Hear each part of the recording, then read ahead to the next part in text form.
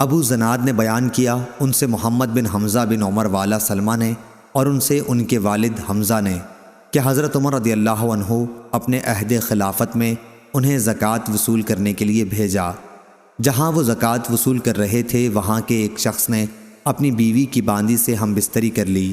حمزہ نے اس کی ایک شخص سے پہلے ضمانت لی یہاں تک کہ وہ عمر رضی اللہ عنہ کی خدمت میں حاضر ہوئے۔ عمر رضی اللہ عنہ نے اس شخص کو 100 کوڑوں کی سزا دی تھی۔ اس آدمی نے جو جرم اس پر لگا تھا اس کو قبول کیا تھا لیکن جہالت کا عذر کیا تھا۔ حضرت عمر رضی اللہ عنہ نے اس کو معذور رکھا تھا، اور جریر اور اشعث نے عبداللہ بن مسعود رضی اللہ عنہ سے مرتدوں کے بارے میں کہا کہ ان سے توبہ کرائیے اور ان کی ضمانت طلب کیجیے کہ دوبارہ مرتد نہ ہوں گے۔ چنانچہ انہوں نے توبہ کر لی اور ضمانت خود انہی کے قبیلے والوں نے دے دی۔ حماد نے کہا جس کا حاضر ضامن ہو اگر وہ مر جائے تو ضامن پر کچھ تاوان نہ ہوگا، لیکن حکم نے کہا کہ ذمے کا مال دینا پڑے گا۔ صحیح بخاری حدیث نمبر 2290۔ لیث نے بیان کیا ان سے جعفر بن ربیعہ نے، ان سے عبد الرحمن بن ہرمز نے اور ان سے ابو ہریرہ رضی اللہ عنہ نے کہ رسول اللہ صلی اللہ علیہ وسلم نے بنی اسرائیل کے ایک شخص کا ذکر فرمایا کہ انہوں نے بنی اسرائیل کے ایک دوسرے آدمی سے 1000 دینار قرض مانگے۔ انہوں نے کہا کہ پہلے ایسے گواہ لا جن کی گواہی پر مجھے اعتبار ہو۔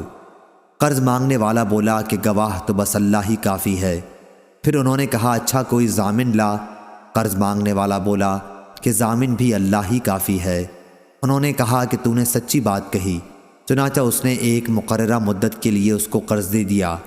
یہ صاحب قرض لے کر دریائی سفر پر روانہ ہوئے اور پھر اپنی ضرورت پوری کر کے کسی سواری کشتی وغیرہ کی تلاش کی تاکہ اسے دریا پار کر کے اس مقررہ مدت تک قرض دینے والے کے پاس پہنچ سکے جو اس سے طے پائی تھی اور اس کا قرض ادا کر دے، لیکن کوئی سواری نہیں ملی۔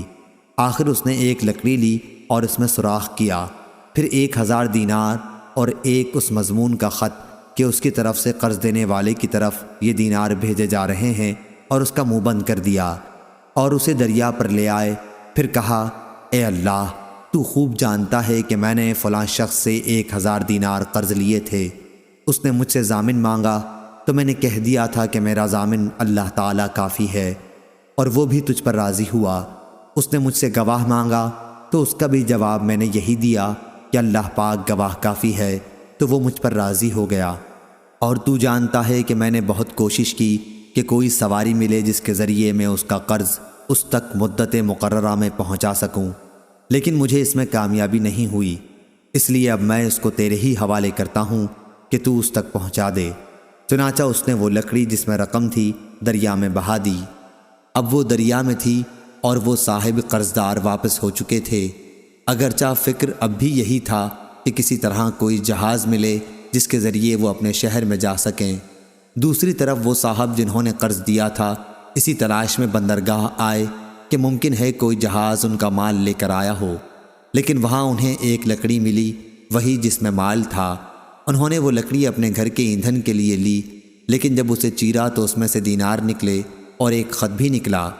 کچھ دنوں کے بعد جب وہ صاحب اپنے شہر آئے تو قرض خواہ کے گھر آئے، اور یہ خیال کر کے کہ شاید وہ لکڑی نہ مل سکی ہو دوبارہ 1000 دینار ان کی خدمت میں پیش کر دیے، اور کہا کہ اللہ کی قسم میں تو برابر اسی کوشش میں رہا کہ کوئی جہاز ملے تو تمہارے پاس تمہارا مال لے کر پہنچوں، لیکن اس دن سے پہلے جب کہ میں یہاں پہنچنے کے لیے سوار ہوا مجھے اپنی کوششوں میں کامیابی نہیں ہوئی۔ پھر انہوں نے پوچھا اچھا یہ تو بتاؤ کہ کوئی چیز کبھی تم نے میرے نام بھیجی تھی؟ مقروض نے جواب دیا بتا تو رہا ہوں آپ کو کہ کوئی جہاز مجھے اس جہاز سے پہلے نہیں ملا جس سے میں آج پہنچا ہوں۔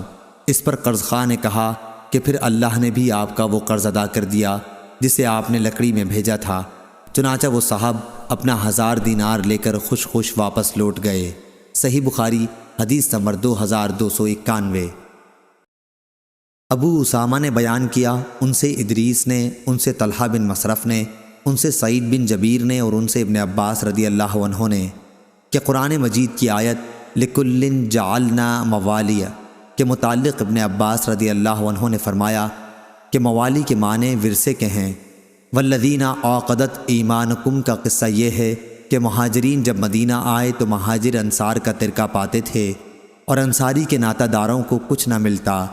اس بھائی پنے کی وجہ سے جو نبی کریم صلی اللہ علیہ وسلم کی قائم ہوئی تھی۔ پھر جب آیت وَلِكُلِّ جَعَلْنَا مَوَالِيَ نازل ہوئی تو پہلی آیت وَالَّذِينَ عَقَدَتْ أَيْمَانُكُمْ منسوخ ہو گئی، سوائے امداد، تعاون اور خیرخواہی کے۔ البتہ میراث کا حکم جو انصار و مہاجرین کے درمیان مواخات کی وجہ سے تھا وہ منسوخ ہو گیا، اور وصیت جتنی چاہے کی جا سکتی ہے، جیسی اور شخصوں کے لیے بھی ہو سکتی ہے۔ تہائی ترکے میں سے وصیت کی جا سکتی ہے جس کا نفاذ کیا جائے گا۔ صحیح بخاری حدیث نمبر 2292۔ اسماعیل بن جعفر نے بیان کیا، ان سے حمید نے اور ان سے انس رضی اللہ عنہ نے کہ جب عبد الرحمن بن عوف رضی اللہ عنہ ہمارے یہاں آئے تھے تو رسول اللہ صلی اللہ علیہ وسلم نے ان کا بھائی چارہ سعد بن ربی رضی اللہ عنہ سے کرایا تھا۔ صحیح بخاری حدیث نمبر 2293۔ عاصم بن سلیمان نے بیان کیا، کہا کہ میں نے انس رضی اللہ عنہ سے پوچھا، کیا آپ کو یہ بات معلوم نہیں کہ نبی کریم صلی اللہ علیہ وسلم نے ارشاد فرمایا تھا اسلام میں جاہلیت والے غلط قسم کے عہد و پیمان نہیں ہیں؟ تو انہوں نے کہا کہ نبی کریم صلی اللہ علیہ وسلم نے خود انصار اور قریش کے درمیان میرے گھر میں عہد و پیمان کرایا تھا۔ صحیح بخاری حدیث نمبر 2294۔ ابو عاصم نے بیان کیا، ان سے یزید بن ابی عبید نے، ان سے سلمہ بن عقور رضی اللہ عنہ نے کہ نبی کریم صلی اللہ علیہ وسلم کے یہاں نماز پڑھنے کے لیے کسی کا جنازہ آیا۔ آپ نے دریافت فرمایا، کیا اس میت پر کسی کا قرض تھا؟ لوگوں نے کہا کہ نہیں۔ آپ نے ان کی نماز جنازہ پڑھا دی۔ پھر ایک اور جنازہ آیا، آپ نے دریافت فرمایا، میت پر کسی کا قرض تھا؟ لوگوں نے کہا ہاں تھا۔ یہ سن کر آپ نے فرمایا کہ پھر اپنے ساتھی کی تم ہی نماز پڑھ لو۔ ابو قتادہ رضی اللہ عنہ نے عرض کیا، یا رسول اللہ صلی اللہ علیہ وسلم، ان کا قرض میں ادا کر دوں گا۔ تب آپ صلی اللہ علیہ وسلم نے ان کی نماز جنازہ پڑھائی۔ صحیح بخاری حدیث نمبر 2295۔ عمرو بن دینار نے بیان کیا، انہوں نے محمد بن علی باقر سے سنا اور ان سے جابر بن عبداللہ رضی اللہ عنہ نے بیان کیا کہ نبی کریم صلی اللہ علیہ وسلم نے فرمایا، اگر بحرین سے جزیہ کا مال آیا تو میں تمہیں اس طرح دونوں لب بھر بھر کر دوں گا، لیکن بحرین سے مال نبی کریم صلی اللہ علیہ وسلم کی وفات تک نہیں آیا۔ پھر جب اس کے بعد وہاں سے مال آیا تو ابو بکر رضی اللہ عنہ نے اعلان کرا دیا کہ جس سے بھی نبی کریم صلی اللہ علیہ وسلم کا کوئی وعدہ ہو یا آپ پر کسی کا قرض ہو وہ ہمارے یہاں آ جائے۔ چنانچہ میں حاضر ہوا اور میں نے عرض کیا کہ نبی کریم صلی اللہ علیہ وسلم نے مجھ سے یہ وہ باتیں فرمائی تھیں، جسے سن کر حضرت ابو بکر رضی اللہ عنہ نے مجھے ایک لب بھر کر دیا۔ میں نے اسے شمار کیا تو وہ 500 کی رقم تھی۔ پھر فرمایا کہ اس کی دگنا اور لے لو۔ صحیح بخاری حدیث نمبر 2296۔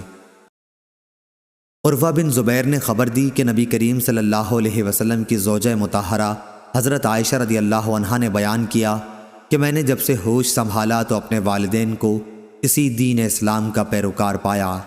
اور ابو صالح سلیمان نے بیان کیا کہ مجھ سے عبداللہ بن مبارک نے بیان کیا، ان سے یونس نے اور ان سے زہری نے بیان کیا کہ مجھے عروہ بن زبیر نے خبر دی، اور ان سے عائشہ رضی اللہ عنہا نے بیان کیا کہ میں نے جب ہوش سنبھالا تو اپنے والدین کو دین اسلام کا پیروکار پایا۔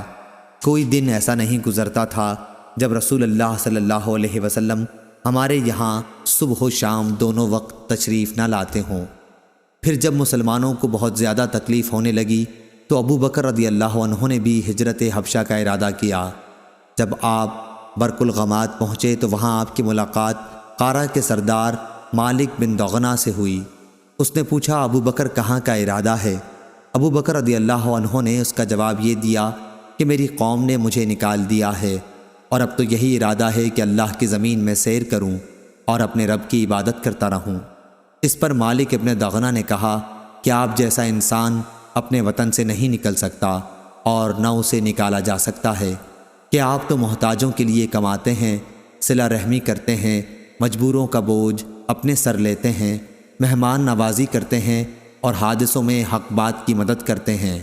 آپ کو میں امان دیتا ہوں، آپ چلیے اور اپنے ہی شہر میں اپنے رب کی عبادت کیجیے۔ چنانچہ ابن دغنہ اپنے ساتھ ابو بکر رضی اللہ عنہ کو لے آیا اور مکہ پہنچ کر کفار قریش کے تمام اشراف کے پاس گیا اور ان سے کہا کہ ابو بکر جیسا نیک آدمی اپنے وطن سے نہیں نکل سکتا اور نہ اسے نکالا جا سکتا ہے۔ کیا تم ایسے شخص کو بھی نکال دو گے جو محتاجوں کے لیے کماتا ہے اور جو صلہ رحمی کرتا ہے اور جو مجبوروں اور کمزوروں کا بوجھ اپنے سر پر لیتا ہے اور جو مہمان نوازی کرتا ہے اور جو حادثوں میں حق بات کی مدد کرتا ہے؟ چنانچہ قریش نے ابن دغنہ کی امان کو مان لیا اور حضرت ابو بکر رضی اللہ عنہ کو امان دے دی۔ پھر ابن دغنہ سے کہا کہ ابو بکر کو اس کی تاکید کر دینا کہ اپنے رب کی عبادت اپنے گھر ہی میں کر لیا کریں، جس طرح چاہیں نماز پڑھیں اور قرآن کی تلاوت کریں، لیکن ہمیں ان چیزوں کی وجہ سے کوئی ایذا نہ دیں اور نہ اس کا اظہار کریں، کیونکہ ہمیں اس کا ڈر ہے کہ کہیں ہمارے بچے اور ہماری عورتیں فتنے میں نہ پڑ جائیں۔ ابن دغنہ نے یہ باتیں جب حضرت ابو بکر رضی اللہ عنہ کو سنائی تو آپ اپنے رب کی عبادت گھر کے اندر ہی کرنے لگے، نہ نماز میں کسی قسم کا اظہار کرتے اور نہ اپنے گھر کے سوا کسی دوسری جگہ تلاوت کرتے۔ پھر حضرت ابو بکر صدیق رضی اللہ عنہ نے کچھ دنوں بعد ایسا کیا کہ آپ نے اپنے گھر کے سامنے نماز کے لیے ایک جگہ بنا لی۔ اب آپ ظاہر ہو کر وہاں نماز پڑھنے لگے اور اسی پر تلاوت قرآن کرنے لگے۔ بس پھر کیا تھا، مشرکین کے بچوں اور ان کی عورتوں کا مجمع لگنے لگا۔ سب حیرت اور تعجب کی نگاہوں سے انہیں دیکھتے۔ ابو بکر رضی اللہ عنہ بڑے ہی رونے والے تھے۔ جب قرآن پڑھنے لگتے تو آنسوؤں پر قابو نہ رہتا۔ اس صورتحال سے اکابر مشرکین قریش گھبرائے اور سب نے ابن دغنہ کو بلا بھیجا۔ ابن دغنہ ان کے پاس آیا تو ان سب نے کہا کہ ہم نے تو ابو بکر کو اس لیے امان دی کہ وہ اپنے رب کی عبادت گھر کے اندر ہی کریں گے، لیکن وہ تو زیادتی پر اتر آئے اور گھر کے سامنے نماز پڑھنے کی ایک جگہ بنا لی ہے۔ نماز بھی سب کے سامنے ہی پڑھنے لگے ہیں اور تلاوت بھی سب کے سامنے کرنے لگے ہیں۔ ڈر ہمیں اپنی اولاد اور عورتوں کا ہے کہ کہیں وہ فتنے میں نہ پڑ جائیں، اس لیے اب تم ان کے پاس جاؤ۔ اگر وہ اس پر تیار ہو جائیں کہ اپنے رب کی عبادت صرف اپنے گھر کے اندر ہی کریں پھر تو کوئی بات نہیں، لیکن انہیں اس سے انکار ہو تو تم ان سے کہو کہ وہ تمہاری امان تمہیں واپس کر دیں، کیونکہ ہمیں یہ پسند نہیں کہ تمہاری امان ہم توڑیں، لیکن اس طرح انہیں اظہار اور اعلان بھی کرنے نہیں دیں گے۔ حضرت عائشہ رضی اللہ عنہا نے بیان کیا کہ اس کے بعد ابن دغنہ حضرت ابو بکر رضی اللہ عنہ کے پاس آیا اور کہا کہ آپ کو معلوم ہے وہ شرط جس پر میرا آپ سے عہد ہوا تھا، اب یا آپ اس شرط کی حدود میں رہیں یا میری امان مجھے واپس کر دیں، کیونکہ یہ میں پسند نہیں کرتا کہ عرب کے کانوں تک یہ بات پہنچے کہ میں نے ایک شخص کو امان دی تھی لیکن وہ امان توڑ دی گئی۔ حضرت ابو بکر رضی اللہ عنہ نے فرمایا، میں تمہاری امان تمہیں واپس کرتا ہوں، میں تو بس اپنے اللہ کی امان سے خوش ہوں۔ رسول کریم صلی اللہ علیہ وسلم ان دنوں مکے ہی میں موجود تھے۔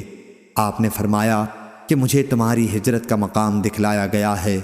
میں نے ایک کھاری نمکین زمین دیکھی ہے جہاں کھجور کے باغات ہیں اور وہ دو پتھریلے میدانوں کے درمیان میں ہے۔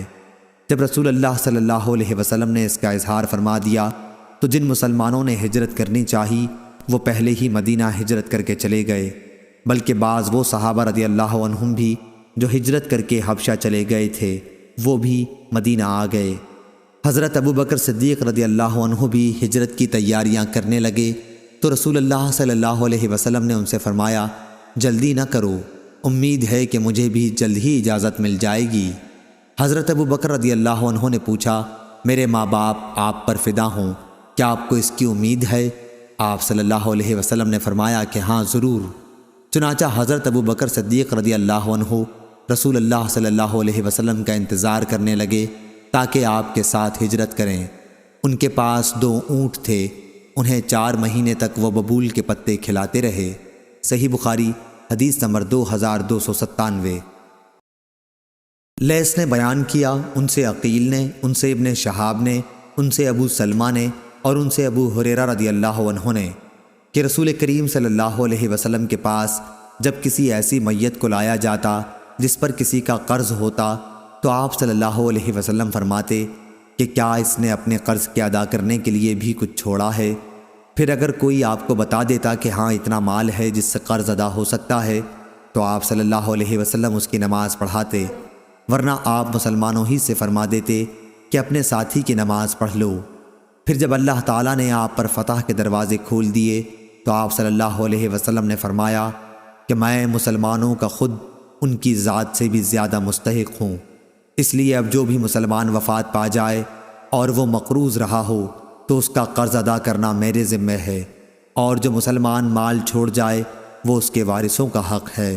صحیح بخاری حدیث نمبر 2298۔